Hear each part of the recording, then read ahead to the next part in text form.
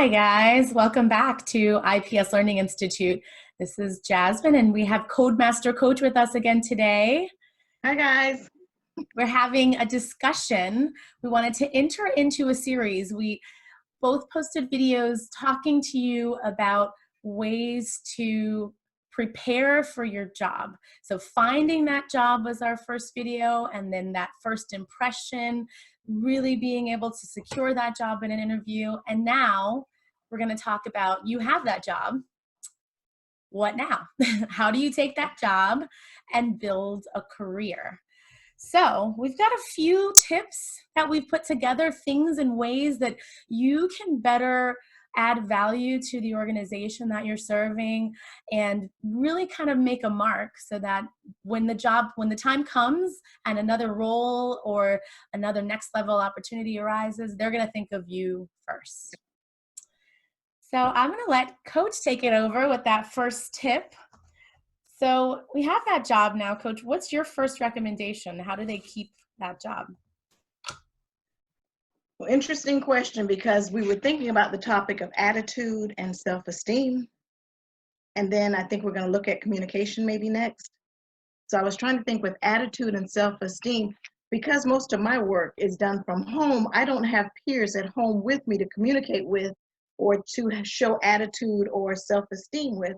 Mine is through email. I do a lot of emailing. So I have to think when I'm communicating with my peers, whomever they may be or whoever I'm communicating with, I have to make my email show attitude, show self-esteem, show me. Right. So my communication or my attitude, I try to be objective, but yet get my point across. So I try to think of ways to be positive and communicate through my email, but yet explain the situation that I need. And a lot of times I'm dealing with physicians. I need them to give me the information that I need so that I can code it. And if it's not there, I have to query. So in an email, they have standard forms that are queries. And I want to be able to get my point across that says, you didn't clearly state this, yet I need you to state what's going on. And I can't lead my physician. I can't tell him exactly what to say, but I have to question him in a way that I can get whatever information I need from him. So when I'm communicating with him, I have to have that positive attitude, but yet at the same time, I need to get from that physician, he or she, what I need them to say. Mm-hmm. Mm-hmm. So I'm gonna let you take it from there, Jasmine. Where do you go from there? All right. So building on what you said, definitely attitude is key. Having a positive attitude, I think, it transforms that working relationship on all sides. So whether it's with the physician themselves or the providers that you're serving or your peers or coworkers, when you have someone on your team that has a positive attitude, whenever possible, right? I mean, not every day is going to be a great day, but you show up and you have that intention of, I'm going to show up and I'm going to try to be my best me, there, it shows through, and people like to interact with that kind of personality. Everyone has had an experience, whether it's at a job or in some sort of customer service environment where you see somebody and you can tell right away, they do not have a positive attitude. And, it might be the only person available, like in the store, you can't find what you need. And the person looks at you like, okay. And all of a sudden you're like, oh, I really don't want to ask this person this question. I don't want to have this conversation, but I need to get some answers, or I need to find my way around the store. So I'm going to ask them. And, we all have that moment of like, oh gosh, like, how are they going to respond? Are they going to be helpful? And so it's the same thing in any environment when you start at a new job. You are having an opportunity to show up fully with confidence, with a positive attitude, and being able to express to people that you want to be there. Right. Like, you're showing up and you want to be there, and you're there to be helpful. Right. It sounds like something that's a tall order, but it's really important that you come across as someone who is wanting to be supportive and helpful in the environment. So really, the entire environment gets transformed when someone has a positive attitude. I think the work environment overall goes from this potentially toxic environment to now something that is going to be hopefully more effective and efficient at whatever they're doing. So if your job is to serve patients and you have a positive attitude, what ends up happening is people take to that. You know, we all take on that. Someone comes to work and they're, you know, mad and grumpy, and all of a sudden everybody else around gets a little bit more edgy and a little bit more grumpy and a little less, you know, wanting to be able to be helpful, right? If someone comes to work bubbly and smiling and energized and ready to serve, somehow it lifts the environment up, and now you hopefully see everyone else around also try to bring that same attitude. So so it can really transform an environment completely. So really being able to take that positive, that positive attitude, that positive attitude, and build on what you have, you know, developed in your own kind of experiences in education and learning, that confidence, and taking those things together to then be able to hope to improve your interactions with your providers, with your coworkers, with the patients. You take those two things, and it really helps to move relationships in the work environment along. So it also helps, you know, this concept of self-confidence helps you if you on you know, my side of the house, you know, we're on the finance department, right? So there's interactions with patients, and in some cases, if you have that face-to-face interaction, or even over the phone, or as you mentioned, over email, there is a way that you communicate your confidence through words and through your interactions with those folks. So you don't have to come across and stand tall and say, this is why you have, but somehow it's that, you know, coming fully, showing a smile and saying, okay, I understand you had a question about your balance. I took a look at your account, and you kind of give very concrete things instead of saying, oh, I saw your account, and I think maybe it's because but I don't know for sure. And all of a sudden, you know, you're trying to collect money, and they're gonna be like, I'm not giving you my money. Like, you can't tell me concretely or with confidence that of the reason for my balance. So, you know, I there's always going to be some time to build up to that confidence when it comes to discussing patient finances, especially if you're new to the industry. But start to lead with, you know what? I don't have the answer at the moment, but give me a moment, and I'm going to connect with one of my colleagues or speak to my supervisor and be able to get an answer for you. And all of a sudden you've communicated confidence, even though you didn't give an answer. Yep, I agree. So, yeah. So think about that, you know, when you bring yourself to any working relationship, even if it's your employer or your supervisor approaching you with a question, you don't have an answer, but you can still communicate confidence. Maybe you don't know at the moment, be like, I'm going to look this up and I'll get an answer for you. Give me 20 minutes, or give me, you know, be very, direct about, you know, the way that you're open to learning and open to being helpful, instead of saying, I don't know, you should check with so-and-so. I don't know. Just like walking away and saying, good luck with that issue. Because that stands out. Someone who is willing, they don't have the answer, but willing to take the extra step to do the research. Right. People remember that. People remember that.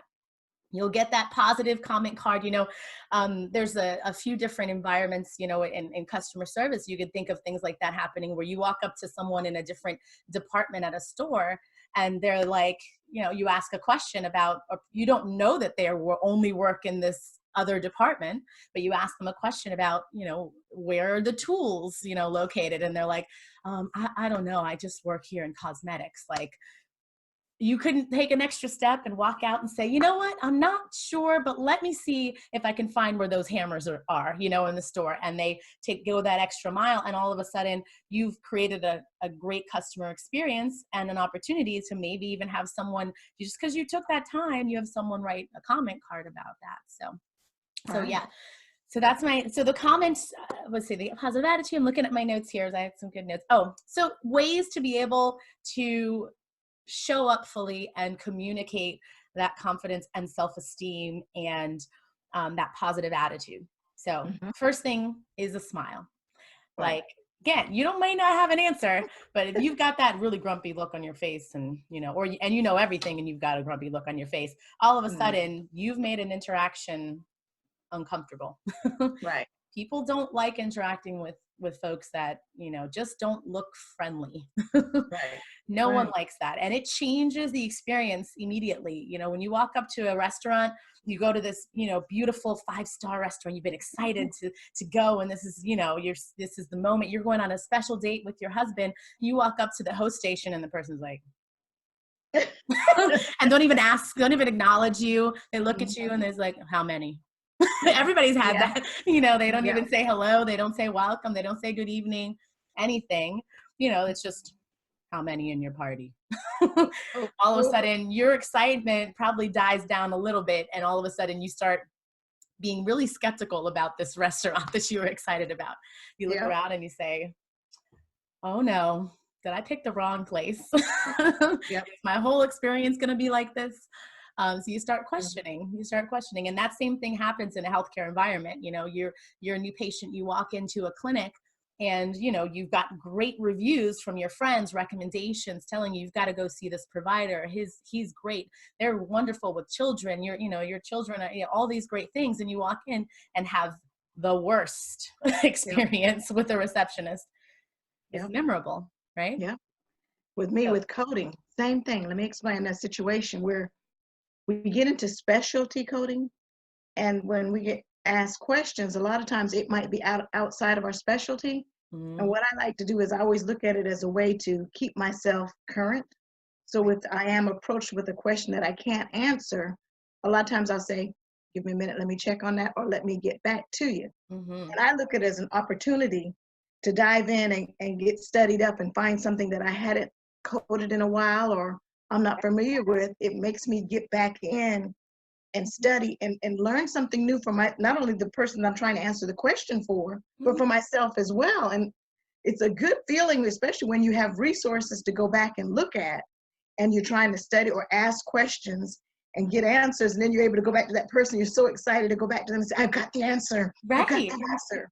So the whole attitude, the whole self-esteem, if anything, it may very well build your own self-esteem helping somebody else. Right. It builds your self-esteem. And like you said, you start to develop putting more knowledge and tools under your own belt. And someone else has that same question. You know what? I've got the answer for you. I know it. And again, and then it goes back to building on that foundation that now you can bring more to the organization and people see the value. It's proven. They've had experience that she's always willing to give some sort of answer to help, to be able to be, a useful part of this organization. So thank you for that story. So after you got that smile, try not to complain. People have, we all tend to do this where, we have a bad experience or something happens and we choose to kind of look at that lens and always bring to the table some sort of comment and complaint. And that's the first response that comes instead of, okay, I understand.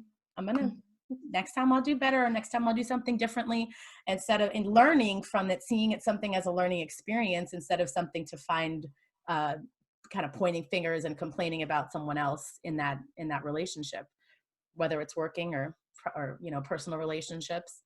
I think it's a valuable lesson to learn, to not always jump to complaining about a situation, trying to find. I agree. Be respectful.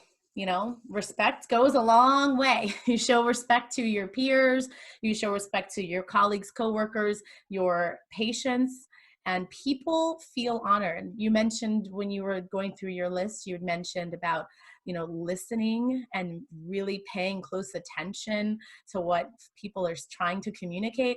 That just small element of respect, just listening without interruption, without letting someone explain fully what their issue is, especially when we're in the finance department.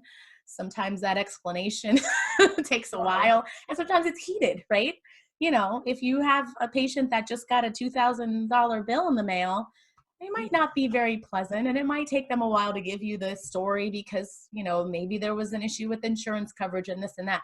And if you jump to interrupting them and you say, well, that's what your bill is and that's how much you owe, and all of a sudden, you know, you've shown that you don't really respect that interaction. You don't respect what they are trying to convey to you, and you're not taking that time to listen to them and being respectful in that communication with them, that all of a sudden you start to break down the communication. And again, it goes back to, you start to, the opportunity is there for you to communicate well, be respectful, and maybe collect that money. And now all of a sudden you've put that at risk. Yep, you've blown it. Yep. So yep. Next, I'll say avoid drama. You know, office politics, a lot of extra drama. It's just like real life, right? I mean, it's our personal relationships. If you are the person who's always looking to talk, you know, say little secrets and little things about people, and you know, always wanting to have this kind of secretive, gossipy relationship, everybody knows that.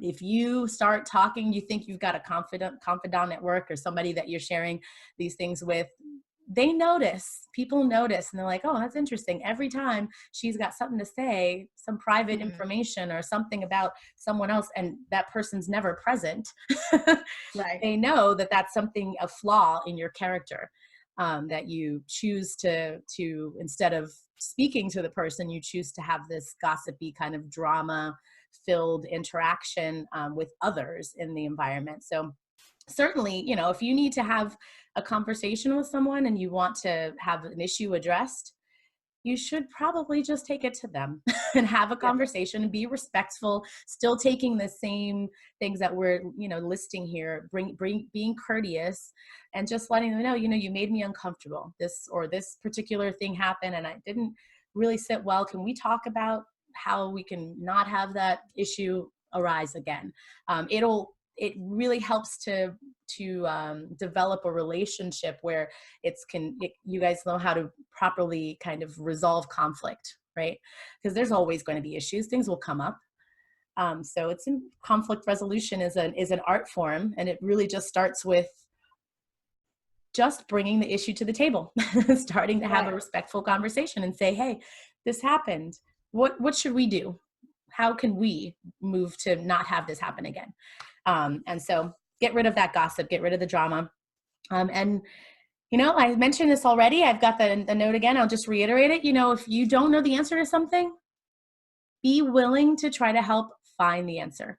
Just be open. And it may not be something that you have any idea about, but maybe you can connect them with someone who does or who could know the answer.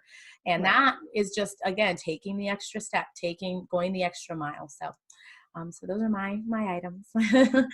So any other things you have to add there, Coach? Okay. And then you went right into the communication. We were talking about attitude and self-esteem, and then we're going right into communication. With communication, I just put, like you said, a lot of listening, less speaking. And then for someone like me that works from home and does a whole lot of emailing, you know, I used to always say, I'm so glad to be at home to get away from all of that office bureaucracy. I used to call it bureaucracy when there's a lot of talking. But I still need to do a lot of talking through email, and I have to make sure that I speak objectively in my emails, because I always say the issue may be resolved tomorrow, but that email could live on and on and on. So I still have to be very careful what I put in that email and don't come off too aggressive. But yet, you know, because I can't physically show my body language communicating, and I want to communicate and be myself in my email, but I have to be objective. Just like when I said I'm communicating with my physicians, I don't want my communication to be too lengthy because I've got his attention. So I need to get my point across as quick as possible. And then auditors, as a coder, we're audited every so often. And a lot of coders look negatively toward audits. But you know what? I always turn an audit around and make it positive. It's educational. And I'll let my auditor know when we're doing audits, when they call you, you know, every so 90 days, every 6 months, whatever your company, you know, timeline for audits is. When my audit comes through, a lot of times I'll email my auditor and say, let's chat. And I'm letting her know, I want to talk. I don't agree, but I'm not going to come off negative in the email. I'm just saying, let's chat. Let's look at this case. How did you get that? Explain, I want her to know, I want to learn, but at the same time, I might need to educate you. But I'm not going to say that. I'm just going to word it correctly. My manager and my supervisor. Respectfully. Respectfully, yes. And dealing with your manager and your supervisor. Again, I want to keep it positive because I don't want to be that negative employee. And your managers and your supervisors know who's the negative one in the bunch. So I don't want to be labeled that, And then even my peers, I try to keep it very positive and very objective with my peers as well, because I think I can go further with a positive attitude than I can with the negative. Amen to that. Yes, ma'am. That is 100% truth. Everybody knows when there's a negative one in the bunch. And it takes you so much further further with the positive attitude. Yeah. I love that. And, I like the example you gave about the emailing too, because, you can tell very quickly the type of person you're dealing with through email if they're aware. Now, I'm going to be totally honest, over the years, we've had clients that they're just short in email, and that's just because they, maybe voice recognition real quick and hit send. But there's been conversations that we've had via email. We speak to the person and we're like, oh, this is you. Like, this is how you are. Already. Right. Mm-hmm. But it's really important that you try to have, if your personality is kind and courteous and bubbly in person, when you have a conversation with someone, think about ways that you can use like that same, your communication skills, written skills in the email form. For me, I'll do things like good morning, good afternoon, instead of like hi, or just something like if you were to call me, I would say, hi, how's it going? How are you doing? Whatever. And so I kind of lead with, especially if I hadn't spoken to this person, I'm going to lead with a proper greeting. And then I'm going to maybe say, hope everything's going well. Hope you're having a great start to your week, or something that lets them know that I kind of care about their human element and who they are, and the fact that, they're people too, and they've got lives and their own stories.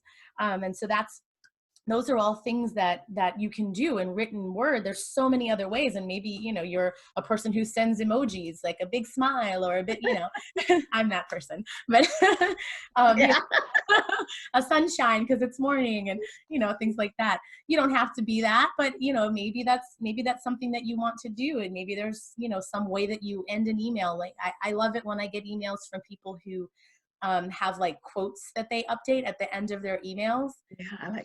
Yeah, great little touch. And it just says something about them as people. It conveys something about who they are, what may be representative about something that inspires them, or something that guides them, what their kind of core values are.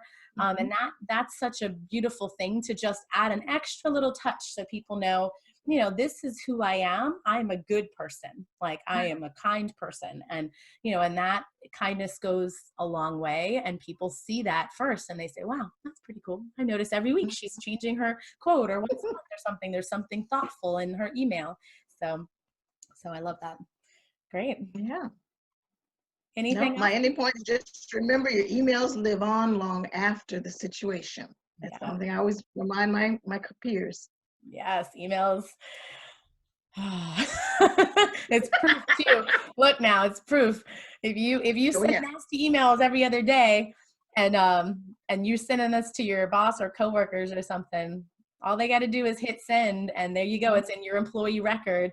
Someone saying all this proof of how this this employee behaves, because it's behavior, how this employee behaves on the job. And if you've ever gotten a review, there's usually a question related to that, how you interact with your peers, how, what your attitude is on the job, or how how helpful you are, and things like, those are all markers that go into performance reviews. So something to think about is, you make mistake maybe in an interaction with someone, and you say, I probably shouldn't have said that, whatever. But in an email, it's not the same. It's like you send that message out, and it's there. You can maybe take it back, but it's not going to be as easy when you can say a verbal apology if you accidentally slipped and said something not so kind. Right. But I want to just add that, though, be willing to apologize. Right. I agree. We all make mistakes, but be willing to apologize. So if you had a negative attitude, or maybe today's not your day, right? Like maybe everything went wrong in the morning, and you've lost someone close to you recently, and you just are having a time. I mean, just be real. Let people know, I'm really sorry. I am just feeling a little off these days with some things I'm dealing with personally. So I just want to apologize in advance. Right. Let them know that there's something different going on, and, you're not showing up 100% yourself. Yeah. Okay. All right. Well, this is it, guys. So we're going to continue this series. We have quite a few other things to share with you on ways to be able to keep that job, to be able to not just keep your job, but then also see your career advance, right? So go from having a job to now really building a career and seeing, yourself thrive in this new industry. Okay, thank you so much for being here with us, Coach. Appreciate you. You're welcome. Glad to be here. We'll see you guys next time.